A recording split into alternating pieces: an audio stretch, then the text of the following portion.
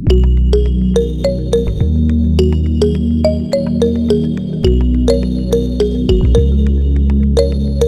Bahasa Provinsi Jambi memiliki tugas dan fungsi dalam pengembangan dan pembinaan bahasa. Untuk mendukung pelaksanaan program pembinaan bahasa, Kantor Bahasa Provinsi Jambi melakukan kegiatan yang berkaitan dengan program-program penyuluhan bahasa Indonesia. Di masa pandemi seperti ini, program-program penyuluhan ini perlu kami lakukan kegiatan-kegiatan yang bersifat inovasi, yang lebih kreatif, sehingga materi-materi yang akan kita sampaikan ke masyarakat bisa lebih sesuai dan lebih mudah dipahami. Oleh karena itu, tim dari Kantor Bahasa Provinsi Jambi sudah menyiapkan beberapa materi-materi yang sederhana, yang insya Allah akan mudah dipahami, sehingga nantinya bisa lebih bermanfaat bagi kita semua. Untuk itu, materi-materi seperti ini akan kita saksikan dalam tayangan video ini, dan tentu saja kami berterima kasih kepada seluruh pemirsa atas perhatian saudara bisa menyaksikan kegiatan ini dengan baik. Selamat menyaksikan. Assalamualaikum. Waalaikumsalam. Ayo duduk, silakan, silakan duduk. Silakan Ayo, duduk. Teh. Bang, kebetulan nih saya sedang memeriksa presentasi dari Rati. Gimana kabarnya? Alhamdulillah sehat, Bang. Sehat, ya. Ya, Rati secara umum bagus ya. Saya mengapresiasi materi apresiasinya, gagasannya bagus. Dan beberapa hal yang disampaikan juga saya pikir ini adalah hal yang baru. Ada dua hal ya yang jadi catatan saya. Yang pertama itu saya tandai di sini tentang ada beberapa gagasan yang sebaiknya dikembangkan lagi agar lebih jelas. Dan yang kedua, nah ini nih masalahnya, ini pemakaian tanda baca. Permasalahan dasar ya, Bang ya? Betul, sayang sekali. Ini gagasannya bagus, cuma di tanda bacanya ya penempatan dan pemakaiannya agak bermasalah, sehingga takutnya kalau pembaca tidak hati-hati atau tidak memahami maksud dari gagasan Rati itu bisa salah dalam pemaknaan. Nah itu tanda baca ya dua yang saya temukan di sini, tanda baca titik dan koma. Ini agak sedikit bermasalah. Ya, padahal kita tahu bahwa secara sederhana tanda baca ini kan kalau kita berbicara atau secara lisan itu kita biasanya melakukan jeda ya, berhenti sejenak. Nah itu kalau berhenti sejenak itu lazimnya kita menggunakan tanda baca koma. Akan tetapi kalau kita sudah berhenti dengan intonasi yang final atau gagasan yang ingin kita sampaikan itu sudah selesai atau tuntas, atau kalau secara tertulis di sini artinya idenya itu sudah selesai.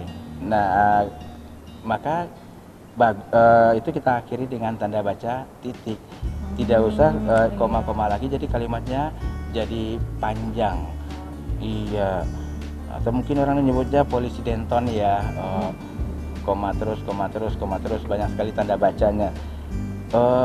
Ini saja gagasan, subjek predikat, kalau sudah lengkap gagasannya titik.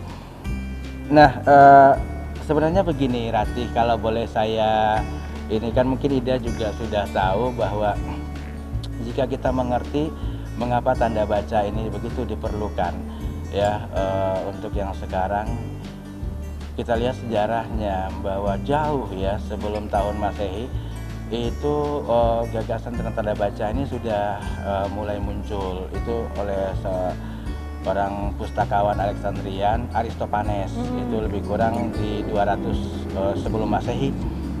Nah pada masa itu tulisan itu masih belum menggunakan tanda baca, sehingga dia berpikir bagaimana untuk bisa memperjelas satu kalimat atau pernyataan, sehingga dibuatlah tanda-tanda tertentu untuk memisahkan bagian-bagian tersebut. Dan ini panjang loh prosesnya hingga sekarang. Kalau sekarang kita sudah melewati ejaan yang disempurnakan ya, tahun 2015 kita sudah menggunakan ejaan umum bahasa Indonesia. Nah itu dia, itu ada di Permendikbud tahun 2015. Barangkali Ratih kalau tidak keberatan, saya ingin sampaikan sedikit tentang tanda baca itu. Ini Ratih, ada hal-hal yang sebaiknya itu dijadikan satu kalimat ya, atau tulisan Ratih ini gagasan itu tuh terlalu panjang yang bisa dipecah jadi beberapa kalimat. Nah itu, jadi Ratih, saya pikir yang pertama ketika Ratih sudah mantap dalam satu gagasan, itu langsung diakhiri dengan tanda baca titik. Intinya apa? Ada subjek, ada predikat, ada objeknya, itu langsung diakhiri dengan tanda baca titik. Nah, tanda baca titik lazimnya digunakan pada kalimat berita atau kalimat normal. Beda misalnya kalau secara tuturan kita menggunakan pernyataan atau mengeluarkan pernyataan dengan intonasi akhir itu bertanya, maka kalau dituliskan diakhiri dengan tanda baca tanya, kan gitu. Nah di sini ada beberapa ya yang sebetulnya Ratih itu bertanya, saya tandai dengan penggunaan ketika kah, misalnya apakah, tapi diakhiri dengan tanda baca titik, tidak pas ya. Kalau menggunakan kata penanya, maka akhiri dengan tanda baca tanya. Nah akan tetapi kembali ke tadi, ada gagasan-gagasan yang seharusnya tuntas dalam satu kalimat tapi disambung menjadi kalimatnya panjang. Nah ini agak bermasalah Ratih. Itu sudah saya tandai di bagian ini ya. Jadi gunakanlah tanda baca titik itu untuk mengakhiri kalimat-kalimat yang metode normal tadi. Oke. Berikutnya yang kedua Ratih, ini juga tanda baca titik ini yang terakhir nih, barusan ketika tadi Ratih datang saya tandai daftar pustakanya ya. Ini malah terbalik, Ratih seperti menggunakan untuk catatan kaki ya. Kalau di daftar pustaka pemisah antar bagian itu kita menggunakan tanda baca titik ya. Misalnya kan daftar pustaka itu nama yang dibalik ya, nama belakang titik baru tahun. Nah gitu, nama titik tahun bukunya titik ini, lalu judul bukunya titik, lalu ada kota tempat ya penerbitnya, dan yang terakhir adalah penerbitnya. Itu dia. Jadi setiap bagian dalam daftar pustaka itu dipisahkan oleh tanda baca titik ya. Itu untuk daftar pustaka. Saya komentari sedikit ya dari Ratih. Yang berikutnya Ratih karena menggunakan juga ada hitung-hitungan, tidak masalah ketika Ratih menyatakan ketika itu untuk halaman. Iya betul, Ratih sudah betul tidak menggunakan tanda baca titik. Akan tetapi Ratih ketika angka itu menyatakan jumlah, maka di kelipatan ribuan harus kita gunakan tanda baca titik. Misalnya 27.000, maka 27.000 karena menyatakan jumlah. Berbeda misalnya ketika menyatakan halaman ya, misalnya ada pernyataan atau perintah, silakan buka halaman 1250 ya, maka 1250 tanpa dipisahkan oleh tanda baca titik karena itu tidak menyatakan jumlah ya. Nah sekaitan dengan itu angka tadi, tanda baca titik juga kita gunakan untuk memisahkan bagian-bagian yang menunjukkan waktu ya. Nah kita di Indonesia ada berapa penanda waktu? 3 ya, waktu Indonesia Barat, waktu Indonesia Tengah, dan waktu Indonesia Timur. Nah menyatakan pukul misalnya untuk 8 malam ya, kita secara lisan menyebutnya seperti itu, tapi kalau lazimnya secara resmi kita menyebutkan pukul 20, betul ya? Pukul 20. Nah 20 berarti 20 titik menitnya 00 misalnya kan seperti itu, memisahkan antar bagian seperti itu. Demikian juga misalnya ketika mengukur kecepatan, ya apa alatnya, stopwatch ya, stopwatch ketika orang lari itu kan ada sampai hitungan detik ya, maka setiap bagian itu dipisahkan oleh tanda baca titik. Ingat, bukan titik 2 ya, titik. Misalnya lomba maraton ya, pelari pertama berhasil mencapai finish dengan catatan waktu 2 jam, berarti 2.40 menit, 2.40.33 detik misalnya. Nah begitu ya, itu untuk angka. Lalu Ratih yang ini juga ya, Ratih tadi sehubungan dengan angka-angka, ini masalah bagan ya. Ketika Ratih sudah menggunakan salah satu tanda kurung misalnya, tidak usah lagi menggunakan tanda baca titik. Misalnya ya, ini angka 1 titik lalu kurung tutup, itu tidak boleh, tidak usah, karena pakai salah satu saja. Misalnya 1 titik, tidak usah lagi kurung tutup. Nah, jadi kalau untuk menyatakan judul atau subjudul itu gunakanlah tanda baca titik, boleh di situ. Nah, akan tetapi ketika subnya lebih dari 1 atau sub bagian dalamnya lagi tidak usah menggunakan tanda baca titik. Misalnya nih, ketika ini kan tidak ada di sini. Ketika masih ingat menulis skripsi atau tesis, misalnya ada bab 1.1 pendahuluan. Ya, itu yang benar. Bukan 1.1 pasti pendahuluan, tidak. Ya. Kira-kira bisa dipahami ya, seperti itu Ratih. Ini catatan saya. Lalu yang berikutnya Ratih, untuk tanda baca, ya saya kira untuk tanda baca titik sudah ini semua ya. Yang bagian-bagian lain sudah saya tandai pada lembar kerja Ratih ini, tinggal diperbaiki saja.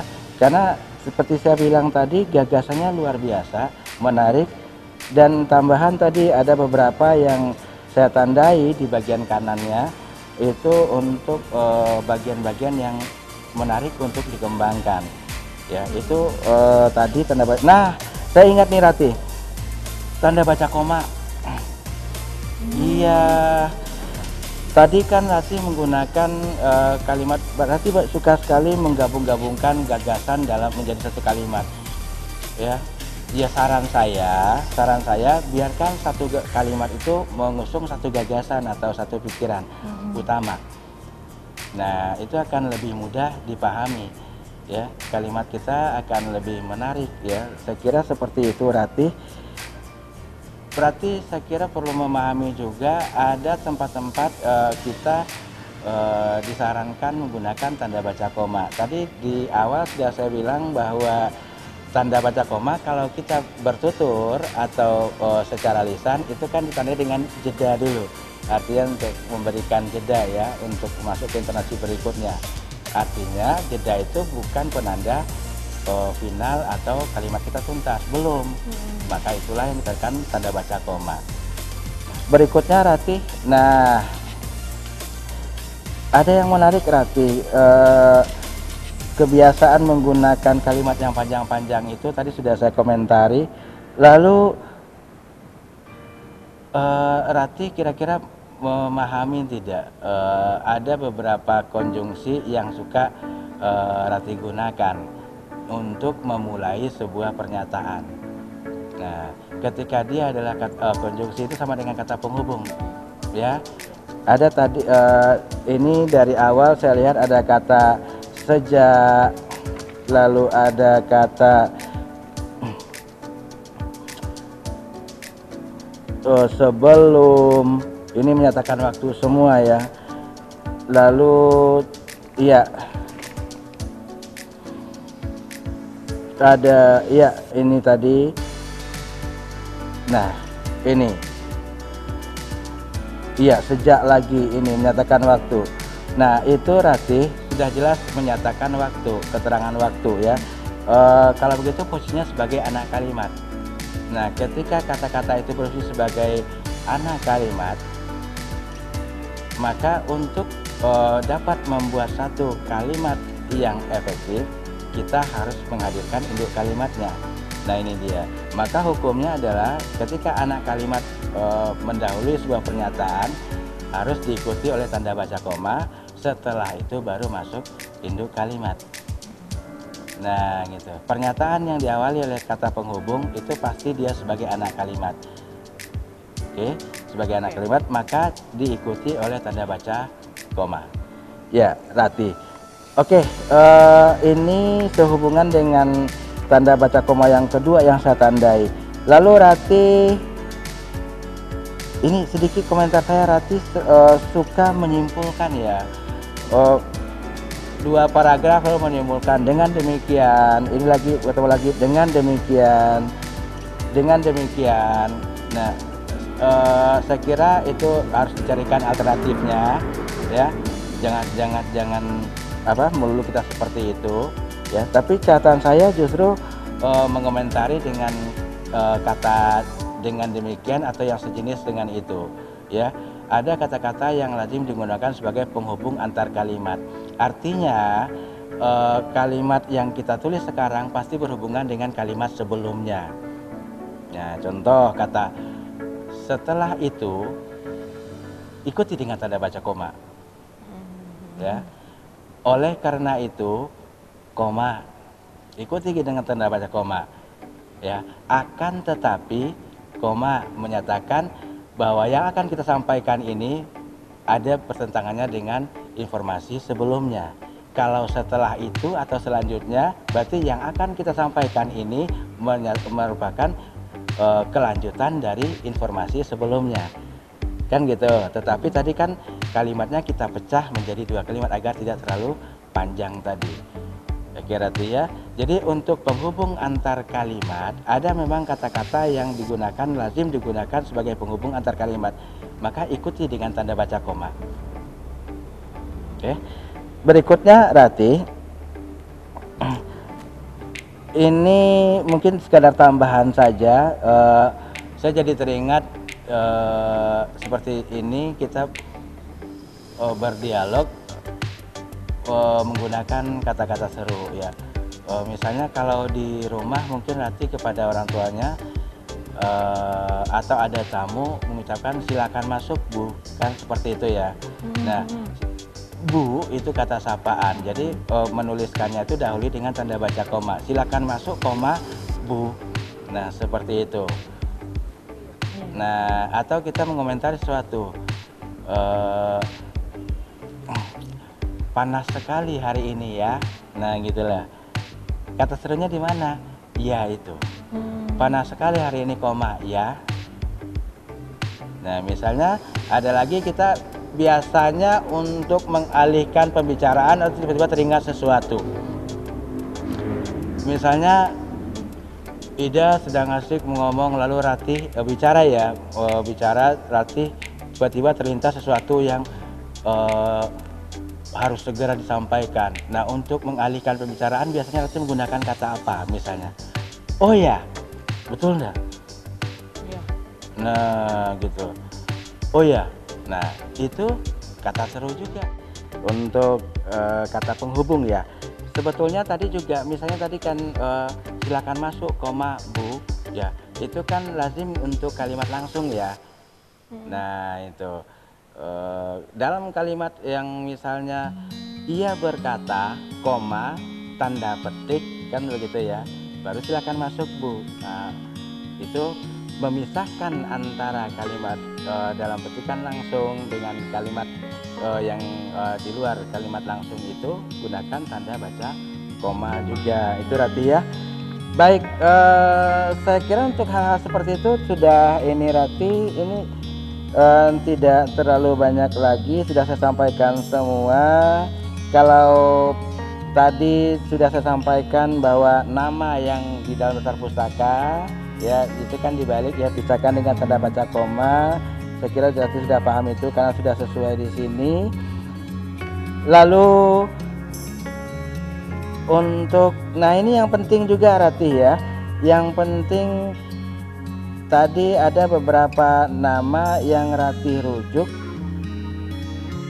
itu tidak usah diikutkan gelarnya, ya. Yang cukup nama belakangnya saja atau nama yang akan dijadikan indeks di daftar pustaka, ya. Itu dia.